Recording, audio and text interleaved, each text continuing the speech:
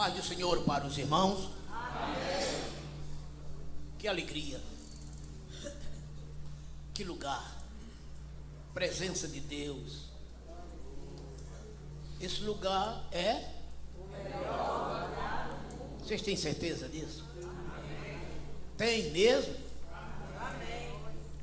Precisa perguntar aos universitários não, né? Irmãos, os anúncios antes da ministração da palavra, que é para não ficar perdendo tempo no final do culto. Então amanhã, a princípio, teremos ensaio do coral amanhã. Caso decisão ao contrário, o pastor estará pondo no grupo amanhã, né? Mas a princípio haverá ensaio do coral amanhã. Quinta-feira, o nosso grande culto aqui, clamando pelas causas impossíveis.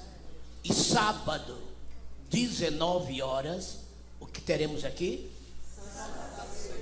Estamos convidados? Muito bem. Todos os membros estão cordialmente convocados, por livre e espontânea pressão. Mas todos estão convidados, todos, viu? Muito bem. E a oração pela manhã continua, das 8 às 9, né? Até a próxima sexta-feira. E no domingo teremos a nossa já tradicional escola dominical e o grande culto vespertino, a partir das 17 horas e 45 minutos. Então, amados, todos aqui, para juntos adorarmos a este Deus maravilhoso, na beleza da sua magnífica e majestosa santidade. Meus amados, chegamos hoje aos dons que atuam na área da locução, dons sobrenaturais, dados pelo Espírito Santo. Veja que nos primeiros versículos deste capítulo, Paulo diz que existem diferentes dons. Ele também diz que existem diferentes ministérios. Ministérios aqui são serviços, diversas maneiras de se servir a Deus na sua casa. E também tem diversos tipos de operações. Mas nos três casos ele diz: tudo é operado por um só e mesmo Espírito. Então esse Espírito nos dota de uma capacidade sobrenatural, dando-nos a palavra da sabedoria, a palavra da ciência ou conhecimento, o dom da fé, dons de curar, operações de milagres, profecias, dom de discernir os espíritos, variedade das línguas e interpretação das línguas. Então nós já estudamos 6 dons e hoje estudaremos os 3 últimos. Daremos mais ênfase à profecia e tentaremos falar de maneira mais rápida sobre a língua estranha, as línguas estranhas e a interpretação das mesmas.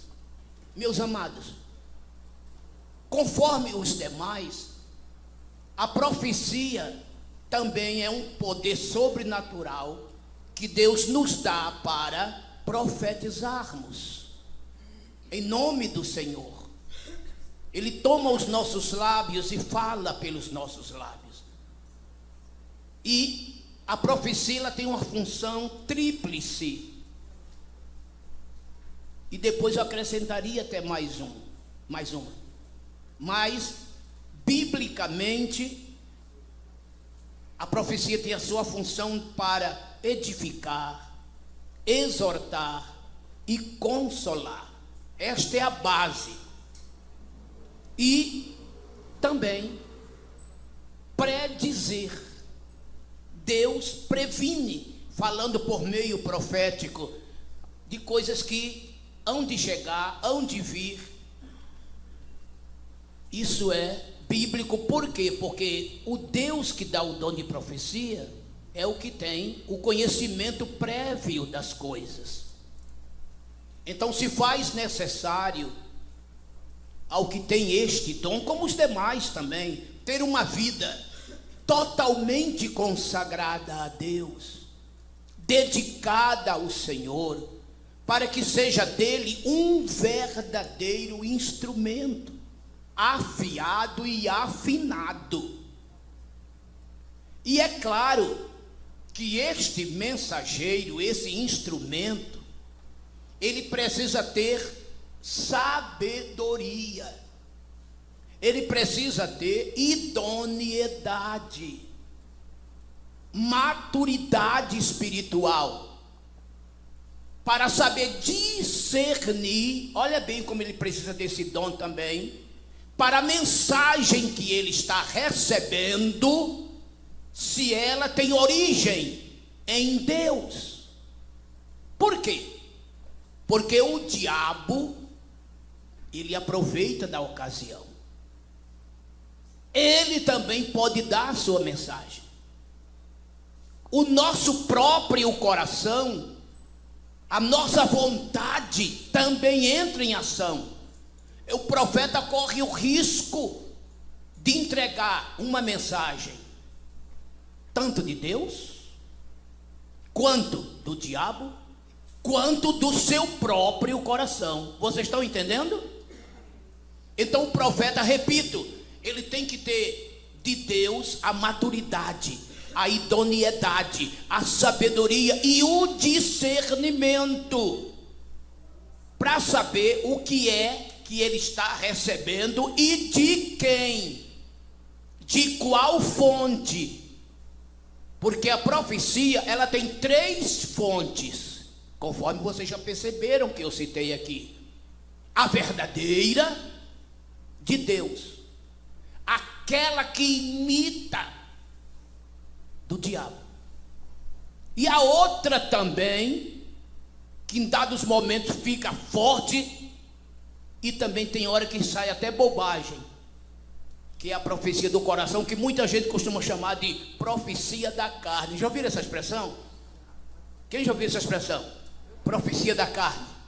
Sim ou não? Já ouviram ou não? Sim. Mas eu não gosto dessa expressão. Sabe por quê? Se o espírito sair do corpo, o corpo fala? Quando o espírito e a alma saem da gente, como é que fica o nosso corpo? Então, moral da história, carne não fala. É o espírito que está no corpo, a alma que está no corpo, é que dota esse corpo de inteligência para falar, raciocinar e etc. Então eu prefiro chamar, e não é eu que prefiro, e vou mostrar isso para vocês a Bíblia, profecia do coração, visão do coração. É uma coisa interessante, irmãos, isto. Agora, é necessário esses dons na igreja para, repito, a edificação da igreja, para a profundidade da igreja, solidez da igreja. Esses dons é uma bênção na evangelização, sabe? É uma bênção. Conta-se até uma história que aconteceu lá no Nordeste, que 2 pastores mudaram de igreja. O da Assembleia de Deus foi para a igreja presbiteriana, e o presbiteriano foi para a Assembleia de Deus. Os 2 se encontraram. Aí o assembleiano falou: mas rapaz, você veio para a Assembleia? Eu falei: e você foi para a presbiteriana? É. Sabe por que eu fui para a presbiteriana? Por quê? É porque a Assembleia de Deus tem muita profecia falsa. Ele disse ao presbiteriano: e eu fui para lá porque tem profecia falsa. Mas por que você foi para lá? Por causa disso. Porque onde está o falso, o verdadeiro está por perto. Interessante, né? Por que é que existe uma nota falsa de R$100? Hein? O que é que o falsário faz? Ele quer fazer o quê? E se ele não tiver uma nota de R$100? Então, amado, quando tiver coisa falsa, saiba, tem algo verdadeiro por perto. Apegue-se ao verdadeiro, largue o falso e glória a Jesus. Amém? Mas olha, veja que coisa interessante, amados. Eu vou começar, vou até aproveitar a didática da homilética, né? Para começar pelo negativo para chegar no positivo. Vamos primeiramente para a profecia terrivelmente perigosa e falsa, a do diabo. Abra sua Bíblia em 1 Samuel, capítulo 28. Olha só, capítulo 28, nos mostra ali algo muito interessante, que até a maneira como está escrito ali, muitos se enganam, ou se deixam enganar. Vamos ler a partir do versículo 11, é aquele encontro de Saul com a pitonisa. Vocês sabem que Saul estava totalmente rejeitado por Deus. Deus não falava mais com ele nem por sonho, nem por visão, nem pelo ministério dos profetas, pelos ministérios dos profetas. Ainda diz mais, nem pelo Urim e nem pelo Tumim. Urim e Tumim eram duas pedras que ficavam no peitoral do sacerdote, que quando o sacerdote consultava o Senhor, não tendo um profeta ou o que consultar, eles perguntavam a Deus e aquelas pedras mudavam de cor. De acordo com a cor, eles entendiam a vontade de Deus. Que coisa, né? Então, esse homem estava rejeitado. Aliás, Deus já havia dito isso para Samuel, quando Samuel estava vivo. Não vamos ler não por causa do tempo, mas basta você ver a sua Bíblia, 1 Samuel 16, 1. Quando Deus fala para Samuel, até quando terás dó de Saul, se eu o rejeitei? Está vendo? E ele foi só se agravando, porque ele saiu fora da presença de Deus. E agora ele, desesperado, sem saber o que fazer, sem ter de Deus a orientação, ele vai consultar uma feiticeira, o que era terminantemente proibido. Se achado fossem, eram até exterminados. Mas ele, a princípio, enganou a feiticeira, fez-lhe promessas para que ela invocasse o espírito de Samuel. Vamos ler a partir do versículo 11. 1 Samuel, capítulo 28, a partir do versículo 11. Pronto, podemos ler? 1, 2, 3, leiam, preste atenção.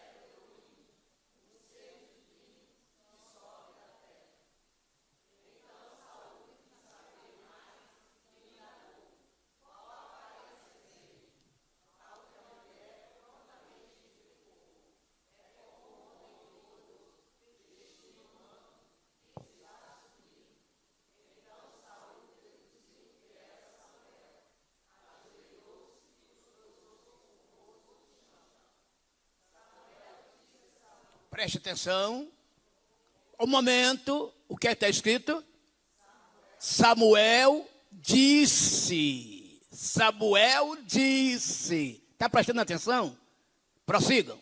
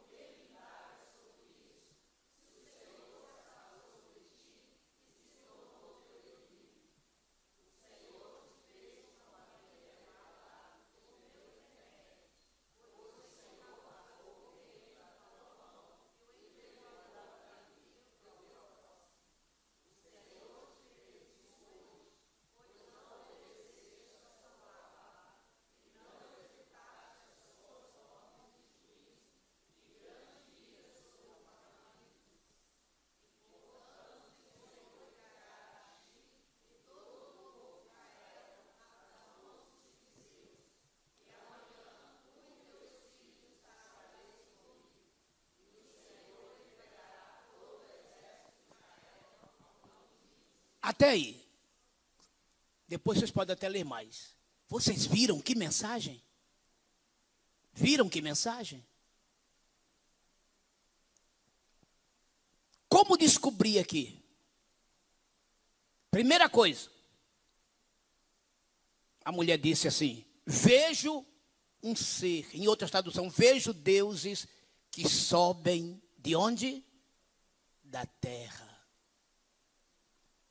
No livro de Provérbios, Salomão diz que o inferno está para baixo e o céu está para cima. Deus está em cima ou está embaixo? Olha o que está escrito em João 3,13. Olha o que Jesus disse. João, Evangelho 3,13. Pronto? 1, 2, 3, leiam.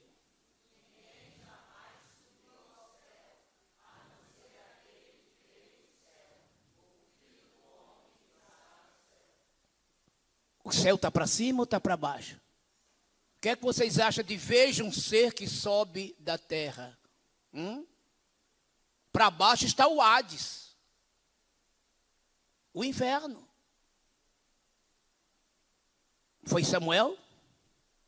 Samuel estava no paraíso. Outro detalhe aqui no final. Amanhã tu estarás comigo. E Saul se suicidou.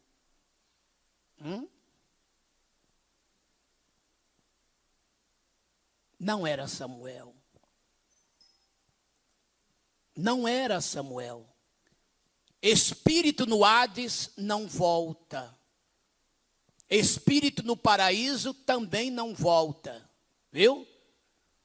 Ah, mas fulano viu a alma de fulano. É mentira. Aquilo é o diabo que se faz passar pelo morto.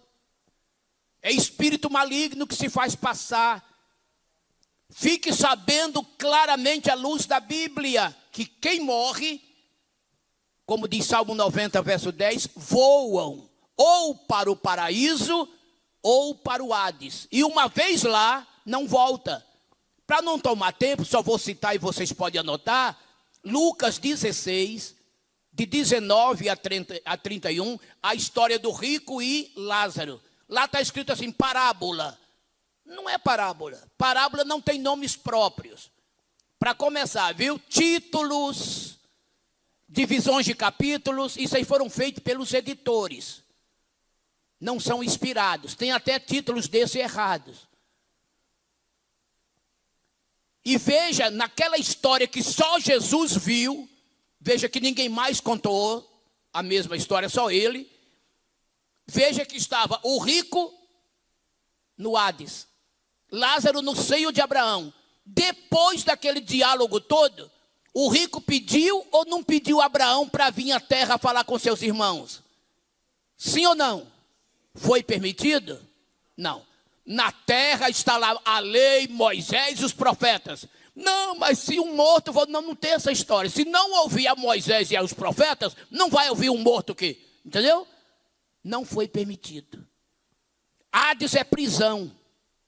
É por isso que quando Jesus morreu e antes de ressuscitar, ele arrebentou aquelas grades e transferiu os crentes que estavam no seio de Abraão para o paraíso. Hoje a igreja está no paraíso, terceiro céu. E Paulo disse, né, que Jesus é o que desceu às partes mais baixas da terra e é o que também subiu e levou o cativo, o cativeiro e deu dons aos homens. Efésios 4, 8 e 9. E Jesus disse, as portas do Hades não prevalecerão contra a minha igreja. Então Jesus rebentou as portas do Hades e tirou a igreja que estava no seio de Abraão. E hoje os santos estão no terceiro céu. E Paulo disse isso em 2 Coríntios 12, de 1 a 4. Que ele foi arrebatado e foi até o terceiro céu. O paraíso, o repouso dos santos. O céu está para cima. Por aí vocês estão vendo uma profecia tremenda que ele falou verdades aqui, muitas verdades, e aconteceu. Os filisteus vieram, derrotaram eles, olha aí. Mas era uma profecia falsa, porque foi proferida por um falso, um falsário, um espírito maligno, em nome de Samuel, sem Samuel ser.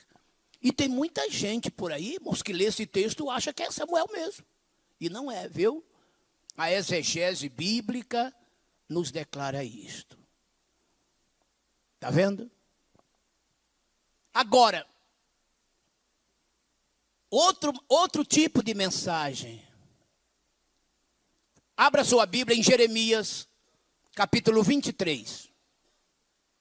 Vamos ler os versículos de 16 a 18.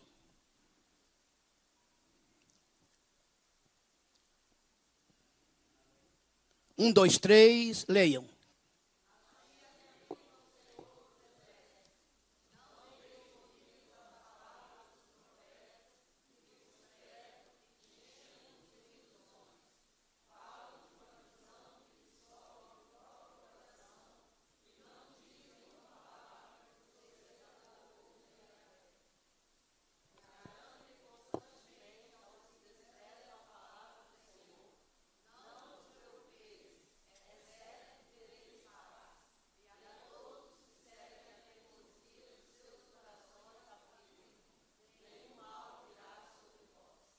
Está vendo?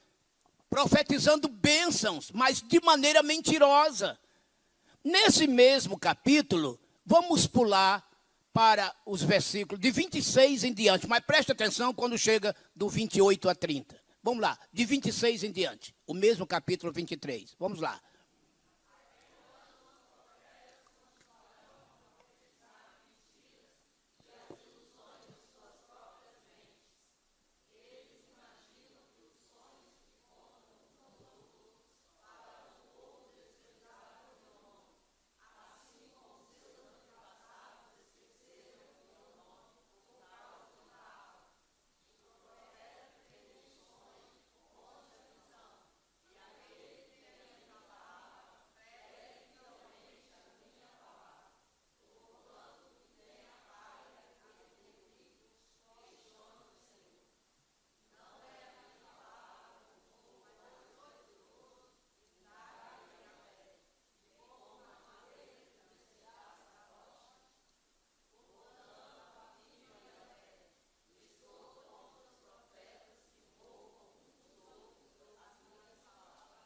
Está vendo, irmãos? Vocês estão vendo aí? Pelo que eu estou observando, estamos na versão King James, não é isso? Exatamente. Depois eu peço para voltar, mas vamos ficar mais na ARC por enquanto, ARC.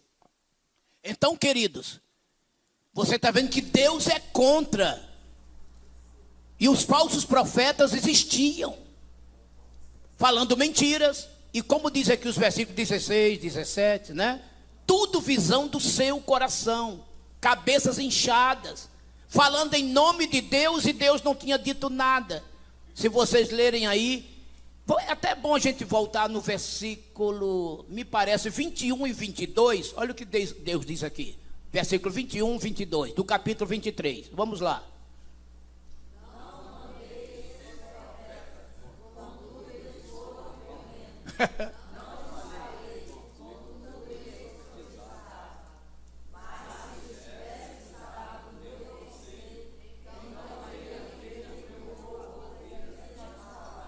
Vocês estão, eu não mandei eles sair o quê? Correndo. Para falar o que Deus não disse.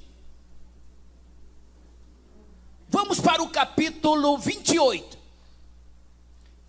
Aqui está um falso profeta autêntico. É um capítulo curto.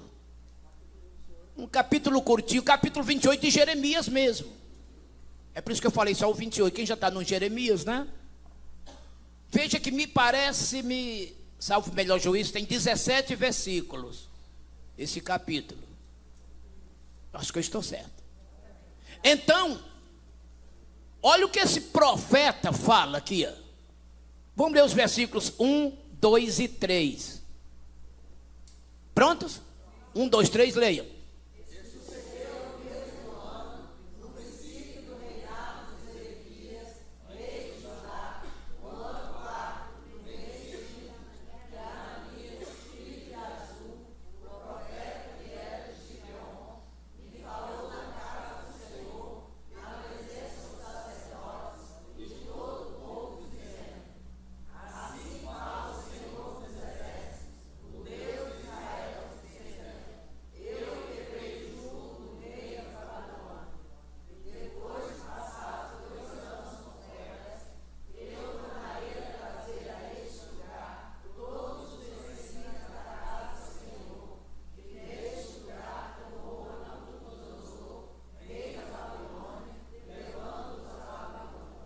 olha só. E o que é interessante é que a Bíblia não está escrito o falso profeta Ananias. O que é que está escrito aqui? O que é que está dizendo que ele era? Profeta. E o que é que ele profetizou? O que é que está escrito aí? Quantos anos ele deu para o povo ficar na Babilônia? 2 anos. Vamos para o mesmo Jeremias, capítulo 25, e quem está profetizando é Jeremias. Leia os versículos 9 a 11. Aqui a profecia de Jeremias, a verdadeira. 25, 9 a 11. 1, 2, 3, leiam.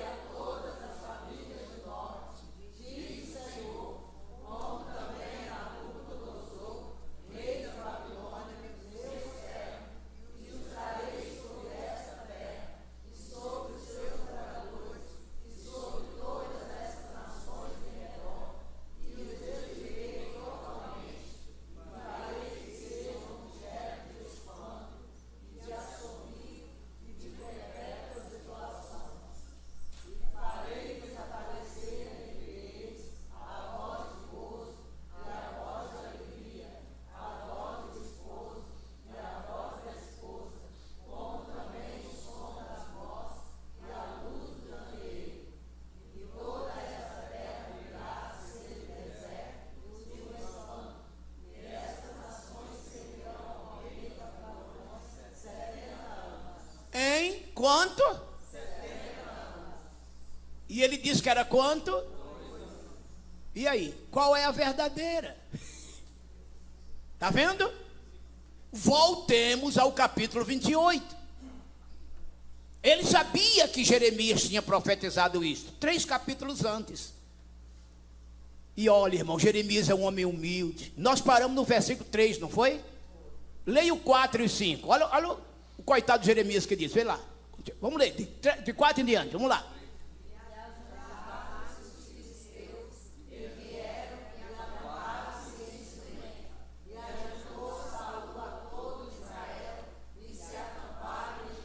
Um momentinho.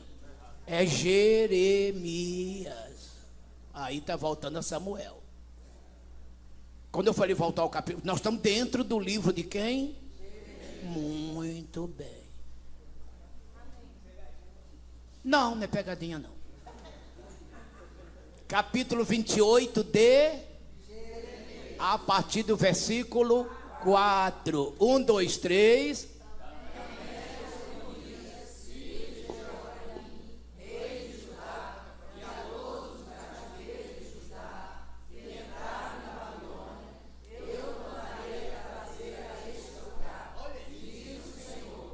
Olha só. Isto diz quem?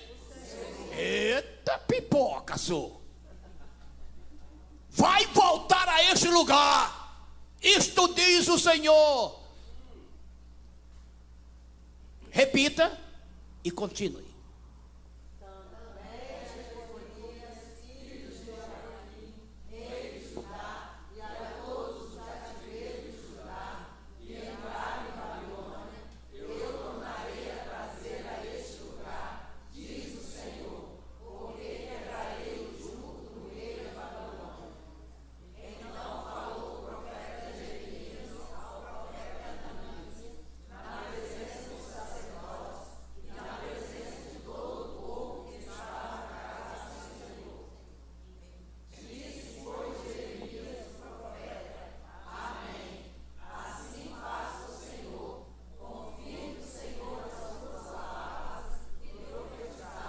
Irmãos, que humildade, né, irmão?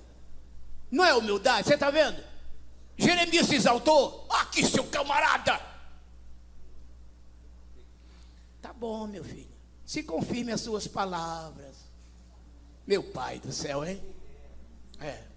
Se fosse eu, ia pegar um pedaço. Você estava na testa dele. É. Mas olha. Depois você lê o capítulo, que é gostoso ler esse capítulo, viu? É gostoso porque você vai ver a lição que você extrai dele. Mas A partir do 8. Ó, sabe o que Jeremias fez? Foi embora, irmãos. Todo mundo acreditando naquele homem. Todo mundo. Porque Jeremias estava mal visto. Zedequias tinha raiva dele. Quando ele profetizou aqui, foi no 4º ano desse rei aqui. Foi o último rei, tá? Foi o último rei. Porque ele já era o 3º. No ano 606 a.C., Nabucodonosor invadiu Jerusalém, sitiou e levou a primeira turma. Que nessa turma foi Daniel, Ananias, Misael e Azarias, 606. Aí no ano 597, a segunda vez, ele invade. 9 anos depois. E foi aqui quando ele invadiu a segunda vez, que ele destituiu o rei Joaquim e colocou no lugar de Joaquim esse rei Zedequias, que depois rebelou contra o próprio Nabucodonosor. E Zedequias era um inimigo visceral de Jeremias, no 4º ano dele. Ou seja, de 597, menos 4, 593.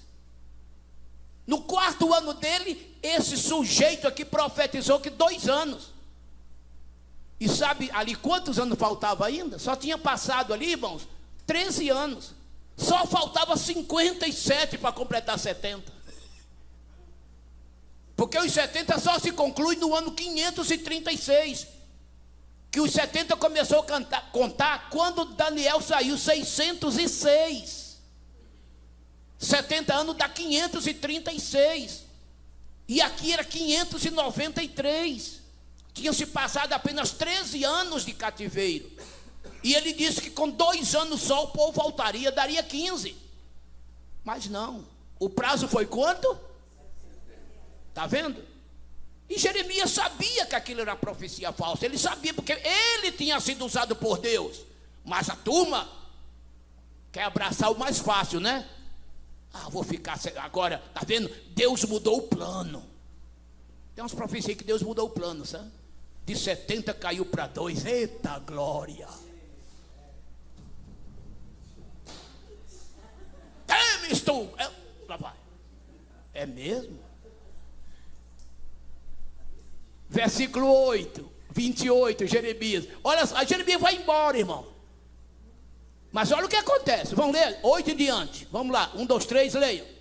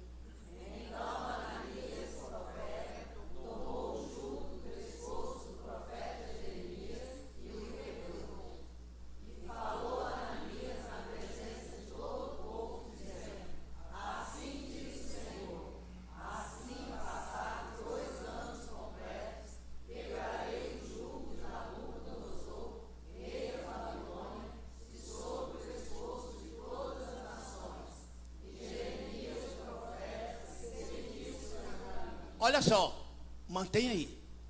O profeta, Deus fazia muito isto. Como Jeremias havia profetizado 70 anos,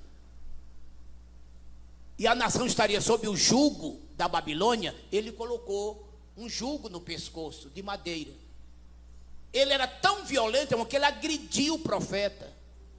Ele deve ter machucado o profeta. A Bíblia não diz que ele quebrou aquele jugo de madeira. E confirmou o que disse lá atrás. Assim diz o Senhor, vai ser 2 anos. Como eu quebrei esse jugo, estou quebrando também, ou seja, estou mudando o plano. Agora é 2. O que é que Jeremias fez, irmão? Seguiu o seu caminho. Foi embora o profeta do Senhor. Continua, vamos ver o que é que vai dar. 1, 2, 3, prossigam.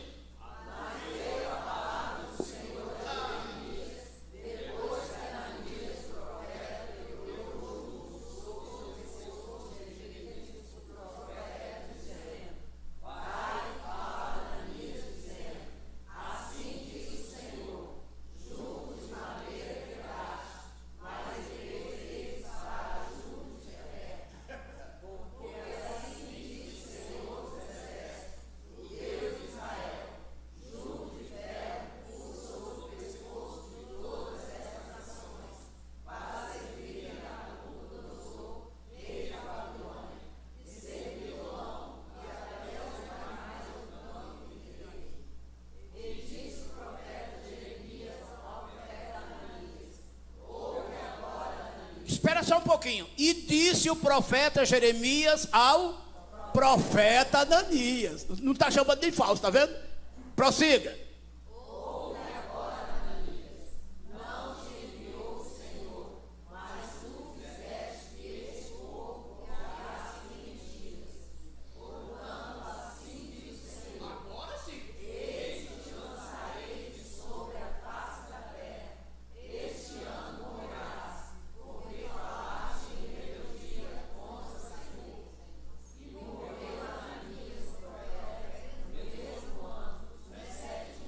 O que é que vocês acham, irmão? Brinca com o que é verdadeiro. Quem era o verdadeiro ali? Olha aqui, Ananias, você fez o povo desviar, você pregou mentira. Assim diz o Senhor, vou te lançar da face desta terra. Ananias, ó, voou. Está vendo, irmãos? Vamos para Deuteronômio. Olha o que disse o profeta Moisés, verdadeiro. Deuteronômio, capítulo de número 18. Vamos ler os versículos. Eu acho que é 22. Vê se é o 20. Vamos ler de 20 a 22. 18, 20 a 22. Pronto? 1, 2, 3, leiam.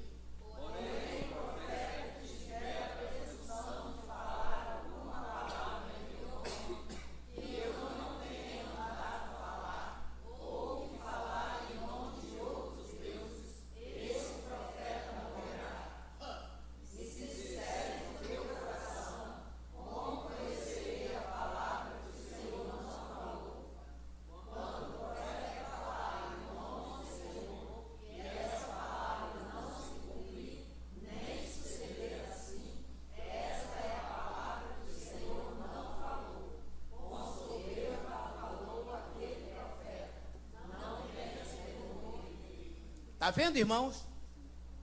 Então vocês estão vendo aqui, observando sobre as falsas profecias, a do diabo e a do homem. Ananias foi pura profecia da sua vontade, do seu coração. Jeremias também advertiu sobre isso. Agora louvamos a Deus, porque existe a profecia de Deus, a verdadeira. Não devemos ter medo. Cabe ao profeta ter o cuidado, a maturidade, o discernimento. Atos capítulo 21, vamos ler os versículos 8 e 9. Aqui o lado verdadeiro da situação. Já citamos aqui, né, Jeremias 25, 11, uma profecia verdadeira dos 70 anos. E agora, olha o que disse Deus por meio desse profeta. 21, 8, 9, Atos dos Apóstolos. 1, 2, 3, leiam.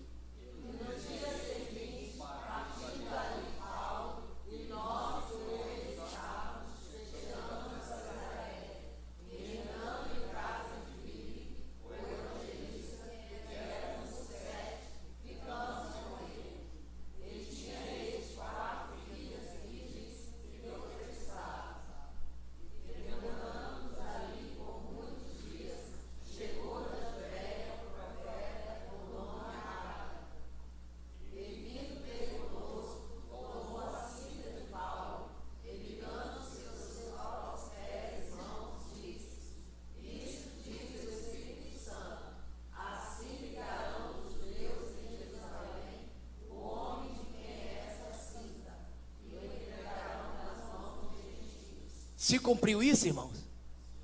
Está vendo? O profeta Ágabo profetizando sobre Paulo. Aqui Paulo tinha terminado a sua terceira viagem missionária e estava voltando para Jerusalém. E chegou em Cesareia, na casa de Filipe. Filipe tinha 4 filhas donzelas que tinham o dom de profecia. Meninas consagradas, ungidas, santas. E Deus mandou da Judeia um profeta. E ele pegou a cinta de Paulo, amarrou as mãos e os pés, e abriu a boca disse: isto diz o Espírito Santo, farão desta maneira com o dono desta cinta em Jerusalém. E justamente foi lá que Paulo foi preso. E foi de lá que Paulo foi enviado para Roma, porque ele apelou. Eles queriam matar Paulo lá em Jerusalém, fazer um juízo injusto. Como ele solicitou, ele apelou para César, ele foi parar em Roma, onde sabemos o final dessa trajetória. Dali ele partiu para Deus. Tanto é que eles tentaram induzir Paulo: Paulo, não vai para Jerusalém, Paulo.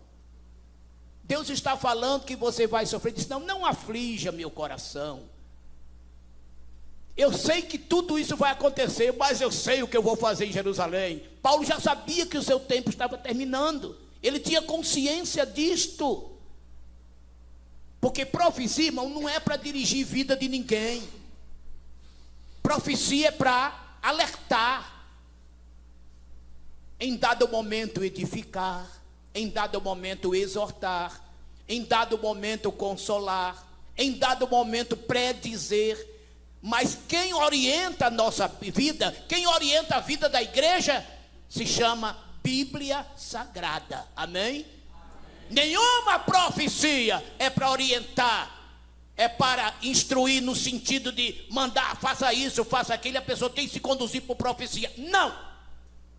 Nós temos que nos conduzir pela palavra de Deus. Esta sim. Aí, o que acontece? O capítulo 14 de 1 Coríntios, vamos abrir agora, colocar no texto, no telão. É como se no capítulo 12, preste atenção, capítulo 12, Paulo colocou os 9 dons, e dizendo: isso aqui tudo é de poder, são dons de poder. Deus vai sacudir a igreja, para a igreja ficar poderosa. Mas sabe como é que é comparado isso? Igual a energia que sai da usina. Naqueles fios de 13 mil volts, 14 mil volts, 36 mil volts. É essa energia que chega na nossa casa, irmãos? É essa energia que está aqui iluminando isso aqui com ar-condicionado, é isso? Não. Torraria tudo, é ou não é? Aí o que é colocado? Transformadores. Para condensar tudo aquilo, para depois aquilo reduzir para 220, 110, etc. Então no capítulo 12, Paulo distribuiu a tonelada de poder. Já no capítulo 14, no capítulo 12 é a usina, o capítulo 14 é o transformador. Para lá, gente, vamos lá, vamos ver como é que a gente faz. E esse capítulo então aqui, olha, convém vocês lerem. É o capítulo clássico dos ensinamentos de Paulo sobre esses 3 dons. Estão aqui tudo em conjunto: a profecia, a língua estranha e a interpretação desta língua. Chega a 40 versículos esse capítulo. Mas olha que coisa preciosa. É por isso que aqui nós vamos falar dos 3 em conjunto. Qual é o título do capítulo?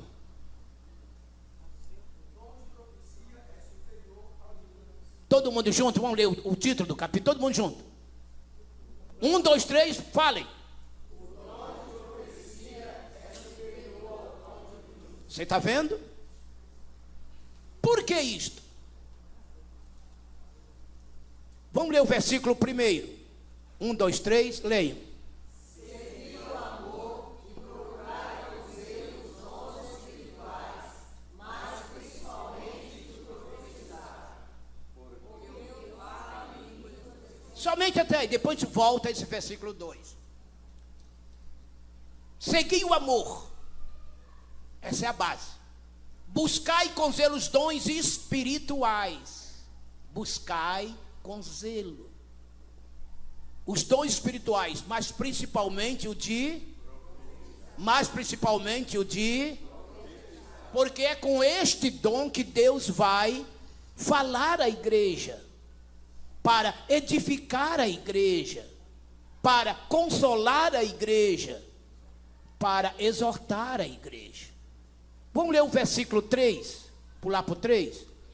1, 2, 3, leiam. Mas que profetiza fala aos homens para a edificação, exortação e consolação. Está vendo? Para que serve o dom de profecia? É para exortar, é para edificar, é para exortar, é para consolar. Agora, a língua estranha, conforme está lá no texto que foi lido, que o Espírito concede a alguns variedades das línguas. É uma capacidade sobrenatural, irmãos. E essas línguas, ela tem duas variantes. Tanto ela pode ser línguas no seu sentido terrestre, exemplo, o dia de Pentecostes, Atos 2, de 1 a 4, não vamos ler aqui porque já é muito conhecido por causa do horário, sabe, irmãos? Por mim eu fico até meia-noite, não tem problema. Mas eu sei que a hora está avançada e vocês têm que trabalhar amanhã. Quem conhece o texto aqui de Atos 2, de 1 a 4, diga amém. Amém. Então pronto. Olha ali. Estavam todos assentados. Após 10 dias, hein? Jesus havia subido há 10 dias antes. E eles estavam no cenáculo, orando incessantemente, porque Jesus havia dito: ficai em Jerusalém até que do alto sejais. Lucas 24, 49. E começa, então, Atos, aqui eles estavam em Jerusalém orando. Há 10 dias estavam assentados. De repente, se ouviu um som veemente, impetuoso, que encheu toda a casa. Onde eles estavam? Está vendo? O que importa é a sua posição diante de Deus, espiritual. Você pode estar sentado, deitado, de joelho. Estava todo mundo ajoelhado, sentado. Ó. E de repente, primeiro eles ouviram um som veemente, impetuoso, de um vento. E depois foram vistas, olha aí, visão. Eles viram, o que, irmão, que eles viram? O que é que eles viram? Atos 2, de 1 a 4. O que é que eles viram? Línguas. Línguas repartidas como que de fogo, que pousaram sobre cada um deles. E na medida que aquelas línguas iam pousando sobre cada um deles, eles começaram a falar em outras línguas, conforme o Espírito Santo lhes concedia aqui. Então veja que é uma coisa sobrenatural. E se vocês olharem ali, eles ficaram admirados, porque aqueles homens que ali estavam, aquele grupo que ali estavam, era um grupo de galileus, uma região pobre, nível cultural baixo da Galileia. E como é que aqueles homens os ouviam falar na sua própria língua? Pedro não sabia em que língua ele estava falando, nem Tiago e nem João, e nenhum deles, eram simples homens, pescadores. Eles não eram poliglotas. Veja a capacidade sobrenatural. Era glossolalia ali. Eles não sabiam o que estavam falando, mas quem estava ouvindo sabia o que estava escutando. Meu Deus, que coisa espetacular, não é? Eu passei por essa experiência pessoal, irmão, com meus 19 anos aqui na cidade de São Mateus, quando vim pela primeira vez no estado. E num culto como esse de terça-feira, eu estava dando uma palavra, e naquele culto tinha pessoas que estavam um trabalho maravilhoso em São Mateus. Pastor Vantuído Damasceno era o pastor. E naquilo ali, irmão, entrou um padre ali naquela reunião. E ali, em dado momento, Deus me tomou em língua estranha. E vocês sabem que eu não sou nenhum menino nisso. E falei mais ou menos por um espaço entre 5 e 8 minutos. E naquele momento não houve interpretação. E quando parei, continuei ministrando. Depois aquele homem perguntou ao pastor da igreja qual era meu nível cultural. Porque ele disse: esse rapaz me entregou uma mensagem no meu idioma. Ele era europeu. E eu vou ter que tomar posição na minha vida. Me pergunto o que foi que eu disse. Não sei nem até hoje qual é a nacionalidade dele.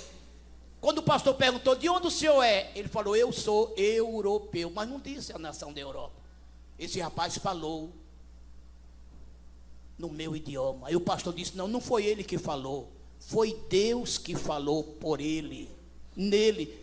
E ele baixou a cabeça e disse: eu creio, porque ele disse tudo que eu estava precisando. Ele me disse tudo, e agora eu estou impressionado. Eu falei: não, principalmente que ele viu que eu não enxergava. Vocês estão vendo? Então eu tive, amados, essa experiência pessoal comigo. Foi o que aconteceu com aqueles discípulos, tá? Agora existe um outro tipo aqui. Já em Atos 10, 44, vamos lá. Aqui já não foi mais língua terrestre, porque não era necessário. Porque nem tinha ninguém ali. Porque ali, olha, no dia de Pentecostes, todos os judeus de debaixo do céu estavam ali em Jerusalém, na Páscoa. O versículo 5 do capítulo 2 fala isso. Os judeus, varões religiosos, habitantes de todas as nações debaixo do céu daquela época, estavam lá. Então eles ouviram aquelas pessoas falando cada um na sua própria língua. E ali está na lista, né? As diversas nações que ali estavam. Aqueles judeus, eles iam para a Páscoa, certo? Eles iam de longe, iam para a Páscoa. E já que o Pentecostes era 50 dias depois, não dava tempo deles irem para suas pátrias e voltarem, porque a condução era jumento, era camelo, essas coisas. Então eles ficavam lá guardando a festa de Pentecostes. Então era gente ali, tudo judeu, mas de outras nações, de outros idiomas. Já no caso aqui da casa de Cornélio, pronto para ler? 10, 44, Atos. 1, 2, 3, leiam.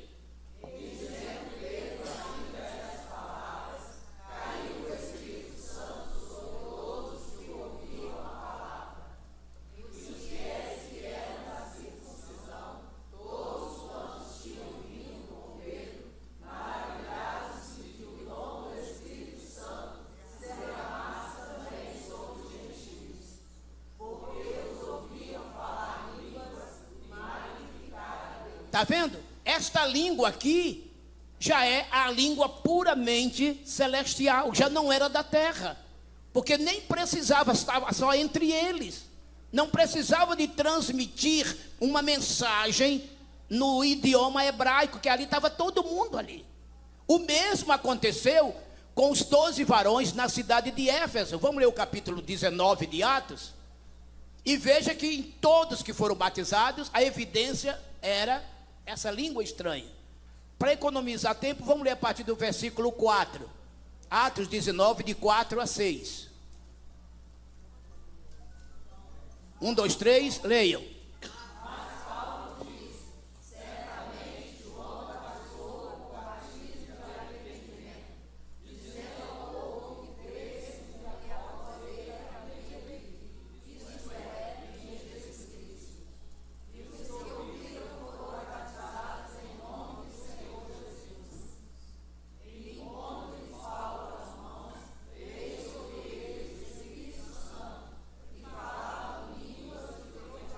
Está vendo? E falavam em línguas e profetizavam. Então esta língua aqui já é uma língua incompreensível, até que nós chamamos de estranhas, porque nem nós mesmos conhecemos. E esta língua, ela é inútil. Vocês vão ver se é inútil ou é útil. Voltemos agora a 1 Coríntios 14. Olha o que diz o versículo de número 2. Por isso que eu falei que a gente ia voltar aqui. Versículo 2. 1, 2, 3, leiam. Porque eu falo em línguas desconhecidas, não falo aos homens, senão a Deus. Está vendo? Eu interrompi um pouquinho, mas vamos repetir. Por favor, repita o versículo 2. Vamos lá. Porque eu falo em línguas desconhecidas, não falo aos homens, senão a Deus. Porque ninguém entende, e em espírito fala mistérios. Está vendo? Quando você é batizado com o Espírito Santo, que fala em língua estranha, essa língua edifica o teu espírito. Você está falando em mistério no teu espírito. E você está falando a Deus, não é aos homens. Irmãos, eu estou inventando ou está escrito? E foi Paulo. Então é por isto que na igreja a profecia se faz necessária, porque a língua estranha é a pessoa que fala entre ela e Deus, ela edifica o seu espírito. A nossa própria mente nem entende. E está escrito aqui, eu vou mostrar para vocês. Muito menos quem está do nosso lado. Daí a necessidade da profecia. Porque a profecia, ela já é falada no nosso idioma. Já é Deus nos falando. E aí, somos, pela profecia, edificados, exortados e consolados. E é aí que se faz necessário, por isso que Paulo disse lá, ó, que a uns ele dá a variedade das línguas e a outros ele dá o quê? A interpretação das línguas. Assim como a pessoa fala sobrenaturalmente, Deus usa o outro para interpretar sobrenaturalmente. Pense em tradutores seculares. Tivesse aqui alguém falando em inglês e um outro traduzindo para o português. Espiritualmente, é dessa forma, sendo que não há a condição do estudo acadêmico, porque a língua é espiritual e a interpretação é ipsiliteri, ou seja, também espiritual. Eu abro a minha boca para falar em língua estranha e Deus vai usar um irmão para interpretar aquela língua, que a partir daí ela toma uma forma de profecia, porque aquela língua espiritual está sendo espiritualmente traduzida. Em ambos os casos, o Deus que está usando o irmão no falar em línguas, está usando o outro na interpretação daquela língua. Está vendo? Versículos. Nós vamos só nos ater aqui, irmão. O capítulo é longo, mas a gente vai pular alguma coisa. De 40 dá para a gente pular pelo menos 2 versos. Versículo 4 e 5, vamos lá. Momento. 1, 2, 3, já. O que fala em língua desconhecida, edifica-se a si mesmo. Olha aí. Mas o que profetiza, edifica a igreja. E eu quero que todos vós faleis em línguas, mas muito mais que profetizeis. Irmãos, eu estou inventando alguma coisa? Quem fala em língua estranha, o que acontece? Edifica a si mesmo. É aquilo que está no versículo 2. Agora o que profetiza, edifica a igreja. Eu quero que vocês falem línguas, mas eu quero muito mais que profetizeis. Que coisa linda, irmão. Vamos para o versículo 6 e 7. 1, 2, 3, leiam.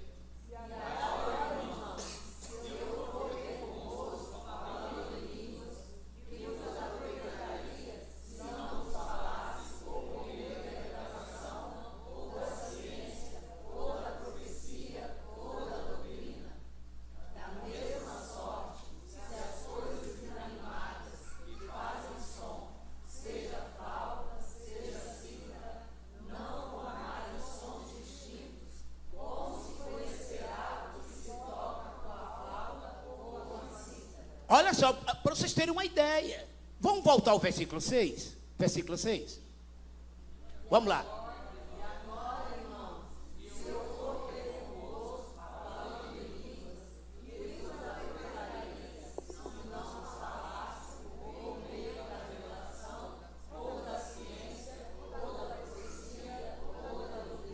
só, Paulo aqui está orientando, irmão, se eu estiver com vocês, for só falar em língua estranha, o que é que vocês vão entender? O que é que vocês vão aproveitar? Mas o que é que eu vou falar para vocês em quê? Por meio da revelação. Essa revelação é a própria interpretação da língua. E o que mais? Da ciência, ou seja, do conhecimento. E o que mais? Da profecia. Olha aqui, o que mais? Da doutrina, do ensino da palavra. Aí ele diz, olha, porque se você pegar uns instrumentos aí, tocar, pega o instrumento dele e fica... Você está entendendo o quê? Mas quando a orquestra, não é? Você também aqui no domingo, né? Quando o trompete, quando a flauta, o trombone de vara, o trombone não sei mais de quê, o sax, cada qual na sua área, não fica bonita a música?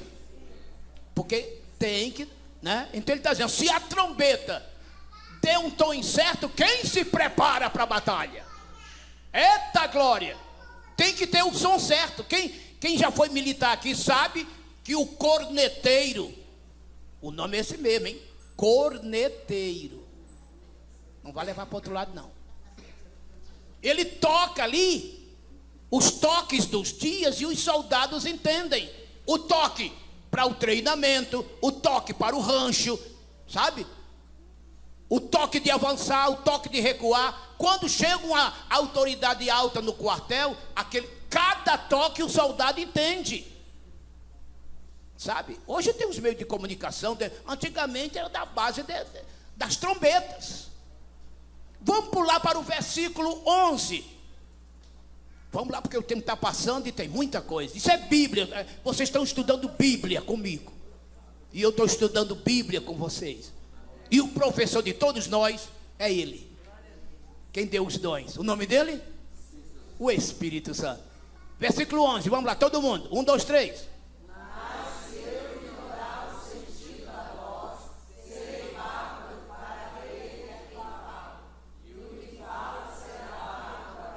Está vendo? Se eu não entender o sentido da voz, se eu não entender a língua estranha, eu serei bárbaro, eu sou estrangeiro para ele é estrangeiro para mim. Vai ficar o dito pelo não dito, não se entende nada. Então tem que ser clareza, tem que ter. Então esse capítulo aqui, Paulo está ensinando como usar os dons. E daqui para frente você vai ver como é que ele vai ensinar. Prossiga, versículo 12, vamos lá.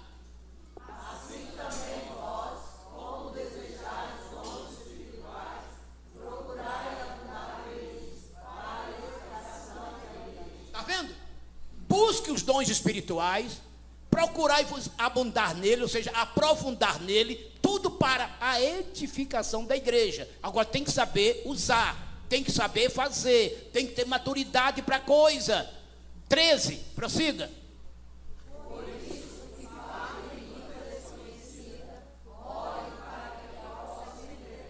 Olha aí, continue.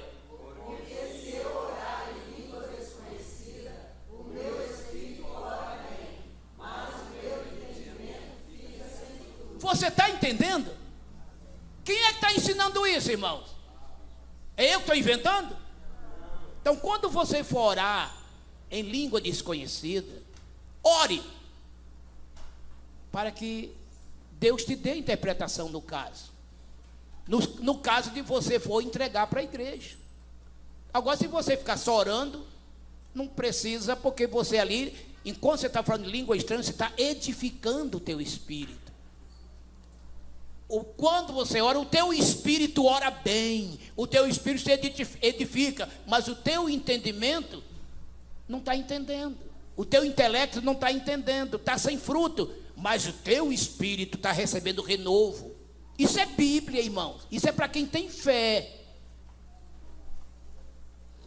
Repita esse versículo e prossiga, vamos lá.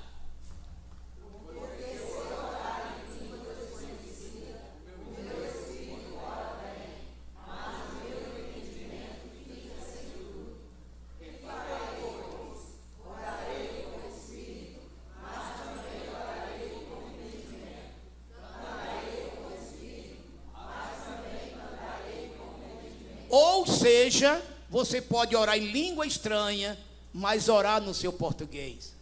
Cantar em espírito, aqueles cânticos espirituais, aqueles momentos de profunda presença de Deus, que você fica naquele enlevo espiritual.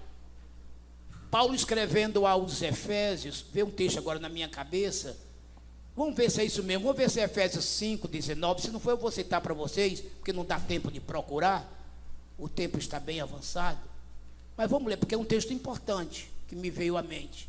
Vamos ver se é o 5:19 de Efésios. Pronto? 1, 2, 3, leiam.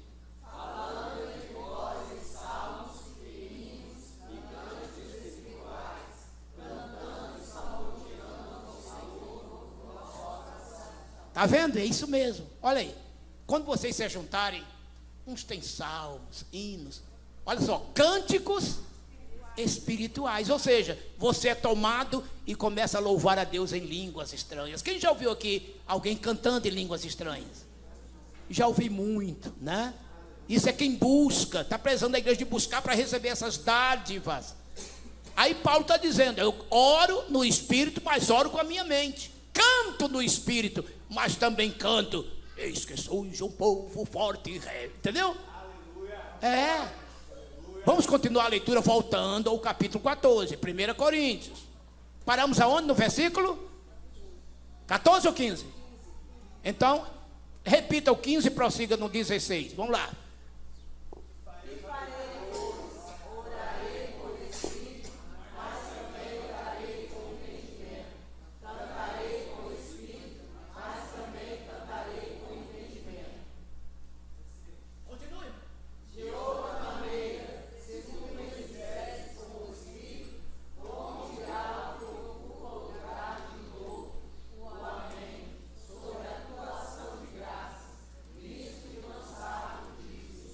Está dizendo assim, que se você ficar orando na igreja em língua estranha o tempo todo, aquele que está do teu lado, como é que vai dizer amém, glória a Deus, se ele não está entendendo o que você está falando? Então, é entre você e Deus, tá certo? Quando estiver na igreja, procure a oração no idioma daqui, para que o teu irmão possa dizer graças a Deus, quando você estiver, né, orando a Deus. O 17.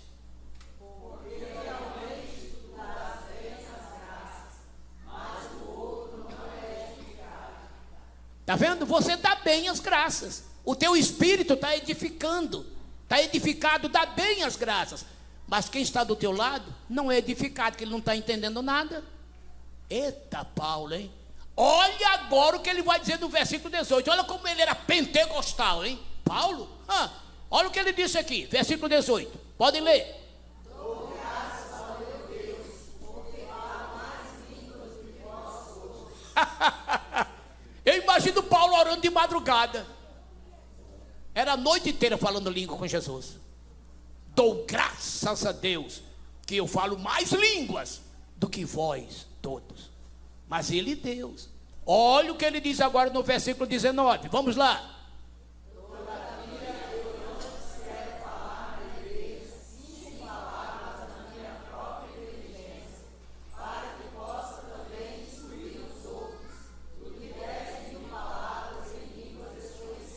Está vendo? Quando ele estava na igreja, o que é que ele preferia?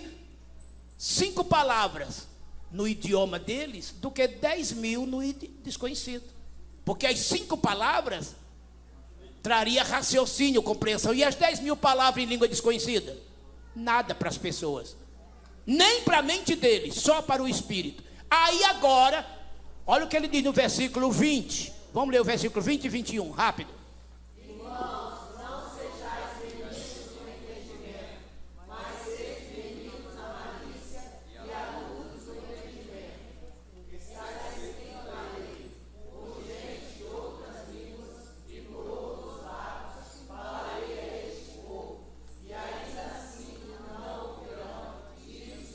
Vocês estão vendo? Então ele estava pedindo que fôssemos maduros, saber usar direitinho. Irmão, eu cheguei um dia com a caravana da minha igreja, que eu estava pastoreando, numa igreja lá no sul do estado, mas estava um negócio tão forte na igreja, o culto naquela noite acabou cedo, meia-noite. Mas estava um verdadeiro Pentecostes, sabe? Mas olha, era tanta língua estranha, que a turma chegava assim, um por outro. Ninguém entendia nada. Aí veio para mim, eu falei, amém, coisa, ó, fala direito. Eu quero entender. Maturidade, amadurecimento. O que é que Paulo está dizendo? Vamos ser o quê? Adultos, maduros, o Espírito Santo, né? Vamos pular agora, olha a ordem. A partir do versículo 26, olha a ordem do culto. Versículo 26. 1, 2, 3, já.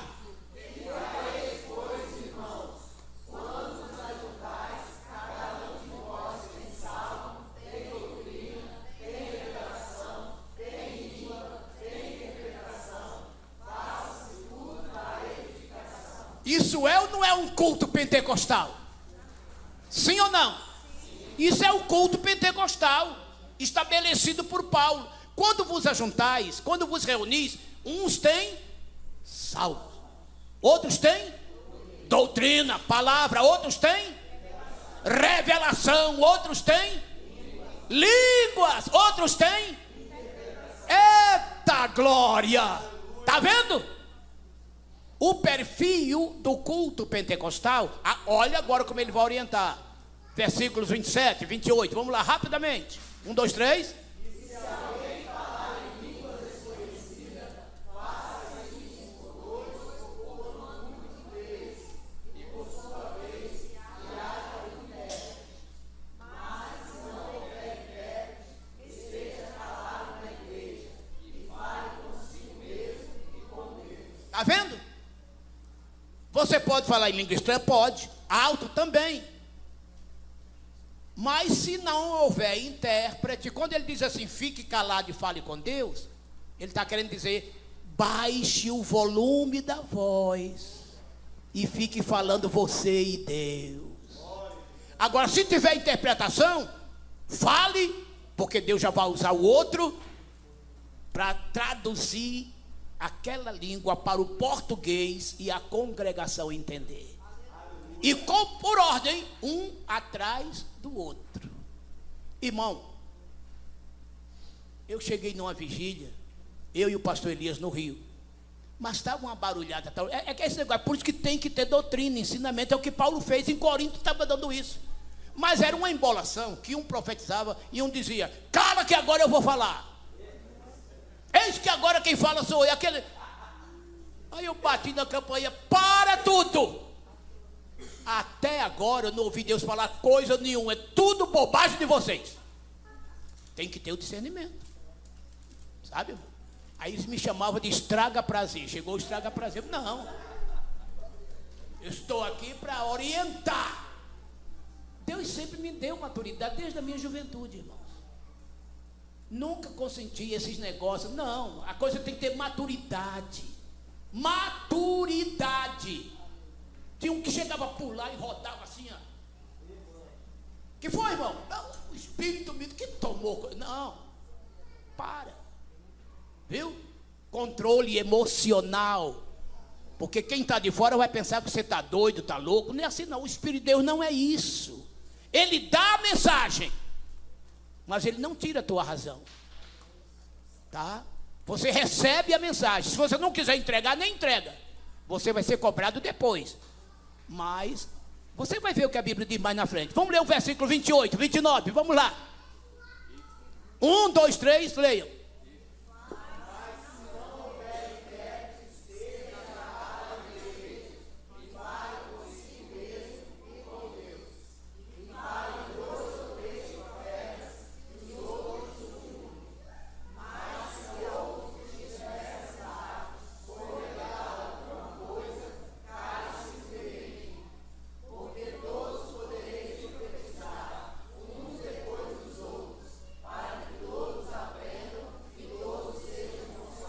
Tá ou não está organizadinho aqui, irmãos? Tá ou não está? E por que é que Paulo disse, uns profetizem e os outros? Versículo 29.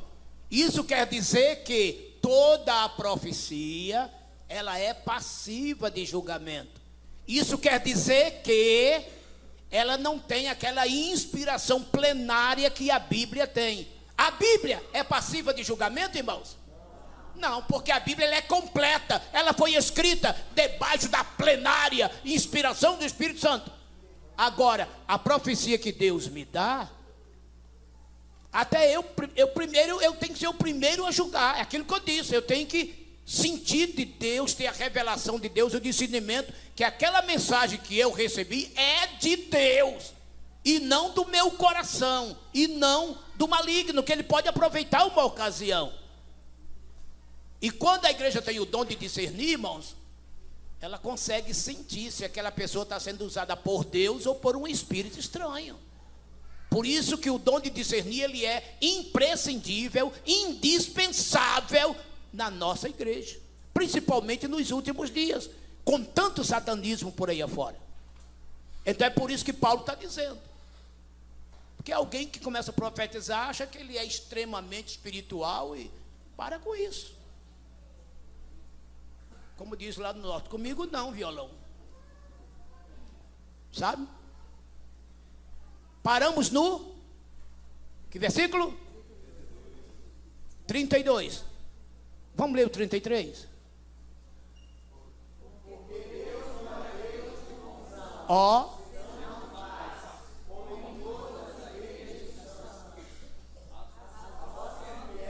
Um momentinho, vamos ler o 30 e 31 de novo, 30 e 31. Eu quero ver uma coisa, 30 e 31, vamos lá.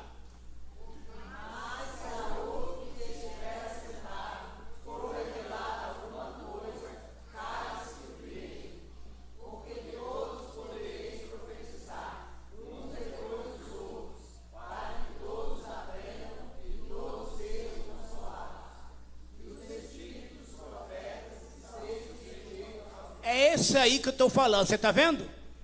O espírito do profeta está sujeito ao profeta. Isso quer dizer o quê?